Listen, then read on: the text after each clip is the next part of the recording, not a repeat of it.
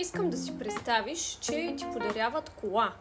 Твоята любима марка, да кажем Мерцедес, това е моята любима марка, но ти я подаряват на части, без инструкции и за да я караш, трябва да си я сглобиш. По същия начин работи и Вселената. Тя има своите части и правила, които я държат в движение. И те се наричат материя и фундаментални сили. И нека си представим, че материята са всичките части на колата. От големи до най-малки, до болчетата, до гайките.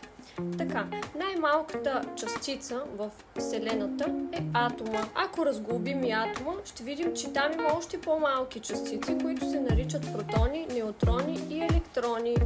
Ако разглобим и протоните и неутроните, тогава пък идват и най-малките, които са кварките. Те са истинските градивни блокчета на материята.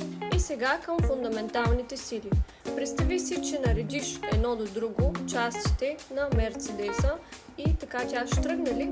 Не, трябва да ги сглобиш.